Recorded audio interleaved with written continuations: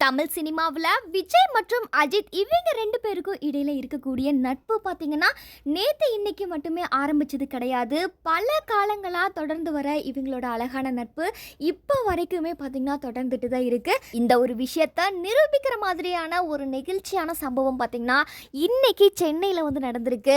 அதாவது நடிகர் அஜித் குமாரின் தாயாரான மோகினி மணி அவர்கள் பார்த்தீங்கன்னா சென்னையில் இன்னைக்கு வயது மூப்பு காரணமாக அதிகாலையில் அவங்க காலமாக இருக்காங்க.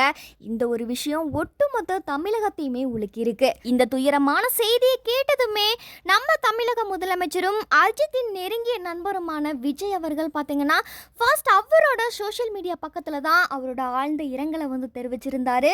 அது மட்டும் அல்லாம தனது நண்பனுக்கு நேர்ந்த இந்த மிகப்பெரிய இழப்புக்கு நேர்ல போய் ஆறுதல் சொல்லணும் அப்படின்னு சொல்லிட்டு தளபதி விஜய் அவர்கள் வந்து நினைச்சிருக்காரு. இதனால சென்னை இஞ்சம்பாக்கத்துல உள்ள அஜித்தோட இல்லத்துக்கு தளபதி விஜய் அவர்கள் பார்த்தீங்கன்னா நேர்லயே போயிருக்காரு. அஜித் வீட்டுக்கு நேர்ல சென்ற விஜய் பார்த்தீங்கன்னா மறைந்த மோகினி மணி அவங்களோட உடலுக்கு மலர் வளையம் வச்சு ரொம்பவுமே எமோஷ்னலா அவரோட இறுதி மரியாதையை செலுத்தியிருக்காரு. அது மட்டும் இல்லாம அம்மாவை இழந்து மீளா துயரத்துல உடைஞ்சு போயிருந்த தனது நண்பர் அஜித்தை கட்டி பிடிச்சு ஆறுதல் சொல்லியிருக்காரு. அஜித்தோட குடும்பத்தினருக்குமே அவரோட வருத்தத்தை வந்து தெரிவிச்சிருக்காரு. சினிமா வட்டாரங்கள்ல விஜய் மற்றும் அஜித் இவங்க ரெண்டு பேருக்கும் ஏகப்பட்ட ரசிகர்கள் இருக்காங்க. வெளியில வேணா ரசிகர்கள் இவங்க ரெண்டு பேரையும் ஒரு போட்டியாளர்களா பார்க்கலாம். ஆனா நிஜ வாழ்க்கையில விஜய் மற்றும் அஜித் ரெண்டு பேருமே ஒருத்தருக்கு ஒருத்தர் நல்ல நண்பர்களா மட்டும்தான் இருக்காங்க.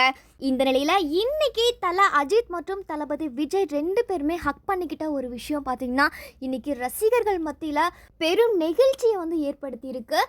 தளபதி விஜய் மற்றும் அஜித் இவங்களோட நட்பு குறித்து நீங்க என்ன நினைக்கிறீங்க அப்படின்றத மறக்காம கமெண்ட் செக்ஷன்ல பதிவு பண்ணுங்க.